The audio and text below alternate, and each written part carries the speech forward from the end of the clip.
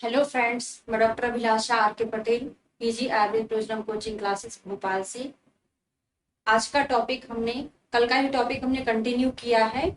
आचार्य चरक के अनुसार अपग्रह कितने होते हैं? पिछली क्लास में इसका डिटेल मैंने आपको पढ़ा दिया था। 152 होते हैं। आज इसका सेकंड लेक्चर है। फर्स्ट लेक्चर आप लिंक में जाके देख सकते हैं। टॉपिक स्टार्ट करने के पहले मैं आपको थोड़ा सा डिटेल बता देती हूँ अपने ऐप के बारे में। हमारी अभी continue classes PG Ayurveda Prayojanam app के थ्रू लाइव चल रही हैं। अगर आप ज्वाइन करना चाहते हैं तो प्ले स्टोर पर जाकर पीजी आयुर्वेद प्रयोजनम ऐप को डाउनलोड कर सकते हैं और क्लासेस कंटिन्यू कर सकते हैं। चलिए स्टार्ट करते हैं। पिछली क्लास में हमने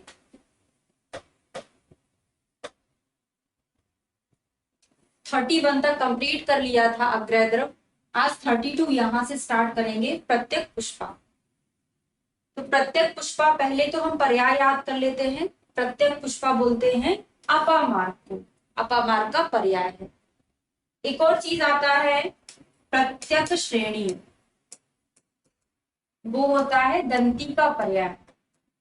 याद कैसे करेंगे? श्रेणी, हमारे जो दांत होते हैं वो श्रेणी में होते हैं। दांत श्रेणी में होते तो दंती प्रत्येक श्रेणी है। मार्ग पे पुष्प बिछाए जाते हैं। मार्गों पे पुष्प बिछते हैं। तो प्रत्येक पुष्पा किसका पर्याय हो गया? अपामार्ग का। शिरोविरेचना नाम बोला है। शिरोविरेचन में श्रेष्ठ द्रव्य होता है प्रत्येक पुष्पा। तो सिर पर, भगवान जी के सिर पर हम क्या चढ़ाते हैं? पुष्प चढ़ाते हैं। तो याद हो जाएगा प्रत्येक पुष्पा शिरोविरेचन में श्रेष्ठ बताया है। नेक्स्ट आता है खदिर। खदिर को बोला है पुष्ठग्न। तो कुछ चीजें यहाँ पे पेटेंट टाइप की हैं जो आपको यूजी से ही अच्छे से याद रहता है। जैसे खदिर हुआ, विडंग हुआ, कृमि को नष्ट करता है। इसकी अपन कोई कोड नहीं बनाएंगे। जो थोड़ा सा टफ होता है, जनरली याद नहीं रहता, उसको हम कोड बनाकर याद करेंगे। तो खदिरारिष्ट कहाँ देते हैं? स्किन डिसऑर्डर में देते हैं ना खदिरारिष्ट। तो खदिर पुष्ठग्न बोला है। शिरीष विषग्न बोला है। इसको हम ऐसे भी याद कर सकते हैं। शिरीष, जैसे भगवान शंकर ने विष का पान किया था ना, भगवान शंकर ने विष का पान किया था। तो कहां से? या फिर इसको ऐसे इस तरीके से भी याद करो कि सिर पर, गले पर भगवान शंकर विष का धारण किए हुए हैं। तो याद हो जाएगा शिरीष विषग्न। विडंग होता है क्रमिघ्न। क्रमिघ्ना नाम बोला है विडंग को ना। ये तो जनरली याद ही रहता है हमको। रासना। रासना होता है वात हराना। इसके पहले हमने जम्बू पढ़ा था। जम्बू में क्या पढ़ा था? जम्बू होता है वात जनाना। पिछले लेक्चर में बताया था मैंने आपको। जामुन वात को उत्पन्न करता है, वात प्रकोपक होता है। और रासना होता है वात को जो हरता है। रासना तप्तक वात, रासना पंचक वात आम वात में दिया जाता है। आपको वहां से भी ये याद हो सकता है कि आम वात में वात को नष्ट करता होगा रासना सप्तक और रासना पंचक वात। एक और चीज होता है वात हराणाम। क्या होता है? बस्ती। बस्ती को भी वात हराणाम बोला है। अभी दो दो चीजें जो यहाँ पे हमने पिछली क्लास में भी पढ़ा था, साथ में रिवीजन करेंगे। दो दो और क्या होता है? आमल की होता है वय स्थापना में। तो आपने रसायन चैप्टर में आम्लक रसायन पढ़ा होगा। जनरली रसायन का उपयोग हम कहाँ करते हैं? आयुर्वेदा बलकरम ऐसे करके पढ़ा होगा ना आपने। वय स्थापना नाम परम। वय को स्थापन करता है रसायन। तो आमल की एक प्रकार का रसायन है, वय की स्थापना करेगा, वय को बढ़ाएगा।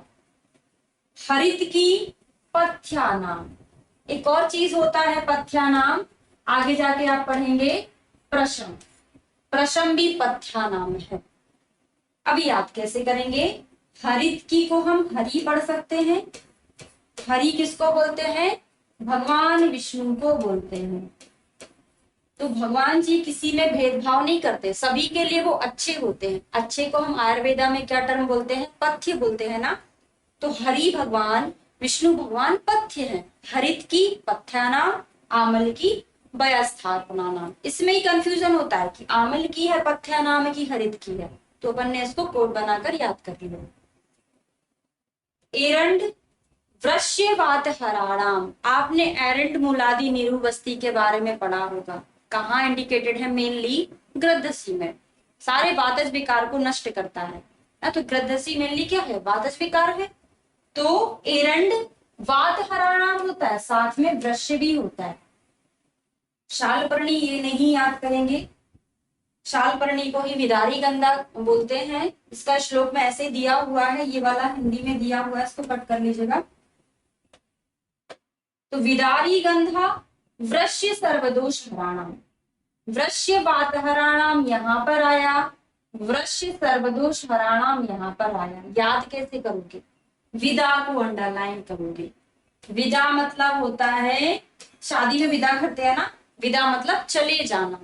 किसका चले जाना? सारे दोषों का चला जाना।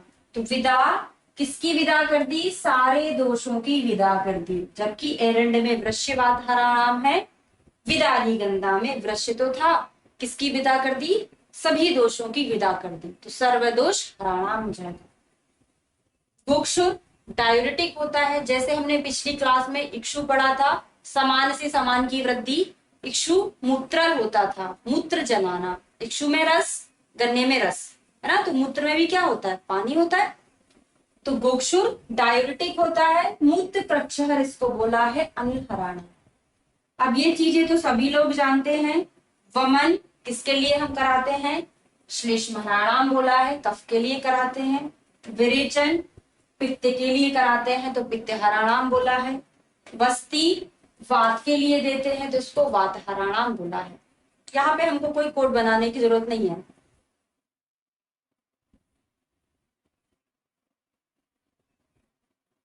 नेक्स्ट आता है स्वेदो मार्दव कराणाम। ध्यान दीजिएगा, जब आप चरक संहिता सूत्र स्थान का 22 चैप्टर पढ़ते हैं, वहां पे षड्विध उपक्रम बताए हैं चरक जी ने। वहां पर स्नेह के श्लोक में क्या आता है? स्नेहन के स्नेहनम, स्नेह स्नेहनम विषयंदम मार्दवम क्लेद कारकम। तो वहां पे मार्दव क्लेद कारकम, मार्दव तो वहां पे स्नेहन के लिए आता है। जबकि स्वेदन के श्लोक क्या है? वहां पर स्तंभ गौरव शीतगनम स्वेदनम स्वेद कारकम। वहां पर स्वेदन के श्लोक में कहीं भी मृदुता नहीं आया हुआ है। समझ रहे हैं? ऐसे आप सिद्धि स्थान में पढ़ते हैं, मृदु करोति देह मलाना विनिहंति संगम। ये भी स्नेहन का श्लोक है। स्नेहन में ही सभी जगह मृदु आया है, स्वेदन में कहीं नहीं आया है। कभी कभी डीप में आप जब पढ़ते तब कहीं आ जाता होगा, लेकिन जो फेमस श्लोक होते हैं उसमें स्नेहन में ही मृदु आया है। एग्जाम में क्वेश्चन पूछ लिया कि मार्दवता लाने में श्रेष्ठ कौन सा कर्म है? स्नेहन नहीं लगाओगे, क्योंकि आपसे क्या पूछा है? श्रेष्ठ कौन सा कर्म है। तो यहाँ पे जो इस चैप्टर में हम सारी श्रेष्ठताएं पढ़ रहे हैं कि कौन सा कर्म, कौन सा द्रव्य किस चीज में श्रेष्ठ होता है। तो आपका दिमाग कहाँ जाना चाहिए? आपसे क्वेश्चन पूछा है मृदुता लाने में श्रेष्ठ कौन सा कर्म है, तो आपका दिमाग चलना चाहिए कि सूत्र स्थान के 25 चैप्टर से क्वेश्चन पूछा गया है। तो आंसर लगाओगे स्वेदन। ठीक है। व्यायाम होता है स्थैर्य कराणाम। तो इस श्लोकों में भी आता है व्यायाम के स्थिरता लाता है, स्त्री करणाम अंगानाम, ऐसे करके किसी और का श्लोक है ये। तो स्थैर्यता लाता है कौन? व्यायाम। इसको उल्टा भी याद कर सकते हैं कि जब हम व्यायाम करते हैं, एक्सरसाइज करते हैं, तो हाथों को ऊपर नीचे ले जाना पड़ता है, तो हमारे हाथ स्थिर नहीं रहते ना, तो व्यायाम में स्थिरता नहीं हो पा रही है। उल्टा याद किया है। बाकी व्यायाम क्या करता है? स्थिरता लाने में श्रेष्ठ होता है। क्षार, क्षार का ज्यादा उपयोग करते हैं तो क्या लाता है? पुंसत्वता लाता है। सॉरी, पुंसत्व घाती नाम, नपुंसकता लाता है, पुंसकता को तो नष्ट करता है। मदन फल, वमन आस्थापन अनुवासन योगी नाम, तीनों चीजों में श्रेष्ठ होता है। तो मदन फल के आपने योग याद किए होंगे, 133 होते हैं। वहां पर हम आपको कैसे याद कराते हैं कि मदन फल एक होता है, तीन तीन काम करता है। तो 133 एक होता है, तीन तीन कौन से काम करता है?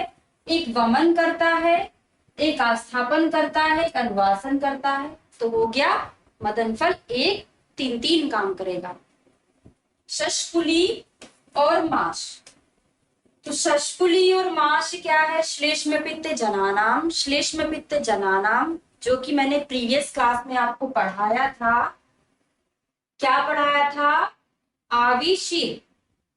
आविशीर पढ़ाया था मैंने आपको। क्या थी वो भी? श्लेष्म पित्त जनानाम। यहाँ पे मैंने फिर आपको ये भी बताया था, श्लेष्म पित्त जनानाम तीन चीजें होती हैं, एक आविशीर है, एक माश है, एक शशकुली है। फिर आपको एक कोड बताया था, केपी जनानाम पढ़ोगे, क्योंकि अपन ने मधु को केपी प्रश्मनानाम पढ़ा था। केपी प्रश्मनानाम मधु को, मधु शमन करती है, ये बढ़ाता है। तो आविशीर अच्छा नहीं होता ना, ऐसे ही मांस भी अच्छा नहीं होता, शशकुली भी अच्छा नहीं होता। ये दोषों को बढ़ाता है, मधु दोषों का शमन करता है। कौन से दोष? जो इसमें है ये भी इसमें है। ठीक है, तो दो चीजें तो अपन ने प्रीवियस क्लास में पढ़ ही लिया था। कुलत्थ, अम्ल पित्त के पेशेंट में कुलत्थ नहीं दिया जाता, उष्णवीर्य होता है। और एक और चीज अग्र से आप ऐसे भी याद कर सकते हैं, अम्ल पित्त को बढ़ाता है, इसीलिए कुलत्थ का उपयोग अम्ल पित्त में नहीं करते हैं। कुटज, कुटज त्वक, कुटज घनवटी पढ़ सकते हो। कुटज की क्या पढ़ती बनती है? कुटज घनवटी। तो जब भी पेशेंट को अतिसार होता है, कुटज घनवटी दिया जाता है, दो दो चार चार जो भी। ठीक है, तो कुटज घनवटी उपशोषण का काम करती होगी, संग्राहक का काम करती होगी, इसीलिए इसको लूज मोशन में दिया जाता है। तो कहां पर? उपशोषणाम, सुखा देती है मल को कुटज। एक ही चीज याद रखेंगे, बाकी याद करने की जरूरत नहीं है, क्योंकि सारी जगह अधिकतर जगह यही आने वाला है। ठीक है, दुरालभा, पित्त श्लेष्म प्रश्मनानाम। तो अब देखिए हमने क्या पढ़ा था, यहाँ पर केपी पढ़ा था, केपी पढ़ा था, कफ यहाँ पर, पित्त यहाँ पर। तो यहाँ पर भी तो कफ पित्त है ना, लेकिन उल्टा है। इसलिए मैंने बोला जो हमारे श्लोका में टर्म दिया जाता है आगे पीछे नहीं करना है, जैसा है हमको वैसा का वैसा याद करना होता है ना, वैसे ही क्वेश्चन पूछा जाता है। तो यहाँ पे पित्त श्लेष्म प्रश्मनानाम पी के लिखेंगे, इसीलिए मैंने आपको पीके पीके केपी ऐसे याद कराया है, क्योंकि बाद में जब हम एग्जाम में बैठते सारी चीजें भूल जाता है ना। तो पीके प्रश्मनानाम याद करते हैं। पीके मूवी आमिर खान की सभी ने देखी होगी। पीके मूवी कैसी थी? बहुत दुर्लभ थी, बहुत दुर्लभ थी, बहुत कम लोगों ने देखी होगी। पीके मूवी दुर्लभ। तो पित्त कफ का शमन कर रहा है कौन? दुरालभ। गंध प्रियंगु, शोणित पित्त अतियोगा प्रश्मनानाम बोला है। तो गंध प्रियंगु, कभी सीरियल आता था बहुत समय पहले वेम्पायर्स का। तो वेम्पायर्स लोग कैसे होते हैं कि कहीं से गंध आती उनको खून की, है ना, जब जहां पे कोई इंसान रहता है उनको गंध आ जाती है, किसके? ब्लड की। ब्लड पीते थे वेम्पायर। तो शोणित पित्त अतियोगा, जहां पे अतियोग होता है रक्त का, वहां से गंध आ जाती है। किसको? वेम्पायर्स को। इस तरीके से भी आप याद कर सकते हैं। नेक्स्ट आता है काश्मर्य, रक्त संग्राहिक रक्त पित्त प्रश्मनानाम। देखो रक्त दो बार आया है, एक रक्त आया, दूसरा रक्त पित्त आया। याद कैसे करेंगे? कश्मीर में बहुत ठंडी पड़ रही ना, पड़ती है, तो कश्मीर के लोग लाल लाल हो जाते हैं। लाल लाल हो जाते हैं मतलब एक लाल से रक्त संग्राहिक, दूसरे लाल से रक्त पित्त प्रश्मनानाम। क्योंकि रक्त कैसा होता है? लाल होता है। तो हमने ट्रिक बना ली, लाल लाल। गवी दुकान कर्षणीय नाम होता है। एक और चीज कर्षणीय नाम होता है प्रमितासन, नपातुला भोजन। अगर लिमिटेड खाना खाओगे, मुझे पिज्जा ही खाना है, बर्गर ही खाना है, एक ही चीज खाते रहोगे, दुबले हो जाओगे। सारी चीज खाओगे, मोटे हो जाओगे। मोटे तो नहीं मतलब नॉर्मल रहोगे अभी नीचे, वो नेक्स्ट क्लास में हम 30 देखेंगे, तब मैं आपको पढ़ाऊंगी सारा भोजन से रिलेटेड। आज की क्लास में हम दो चीजें पढ़ेंगे भोजन से रिलेटेड, बाकी की नेक्स्ट क्लास में पढ़ेंगे। ठीक है, तो गवे दुख है, कर्षण करता है, उद्यालक है विरूक्षण करता है, दोनों में बहुत कंफ्यूजन है। कवेदुक कर्षण, उद्यालक भी रुक्ष अन्न होता है तो विरूक्षण करता है।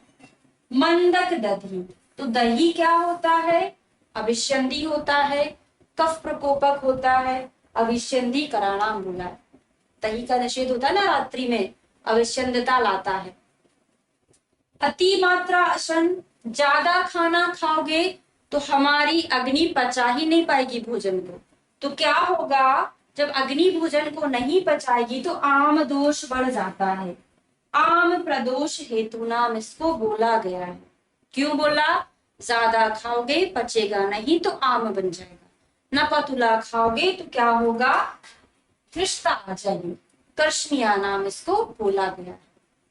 तो हमारे यहाँ पे 30 और कंप्लीट हो गए हैं। नेक्स्ट क्लास में हम अगले 30 पढ़ेंगे, ठीक है। तो आपको अगर कंप्लीट स्टडी करना है, प्री पीजी प्रिपरेशन करना है, तो आप पीजी आयुर्वेद परियोजना ऐप को डाउनलोड कर सकते हैं और अपनी पूरी स्टडी रेगुलर लाइव क्लासेस के थ्रू कंटिन्यू कर सकते हैं, क्योंकि हमारी ऐप के थ्रू लाइव क्लासेस होती हैं जो कि इवनिंग में आती हैं और रिकॉर्डेड होकर सेव भी हो जाती है, आप अपने सुटेबल टाइम पर उनको देख भी सकते हैं। Thank you.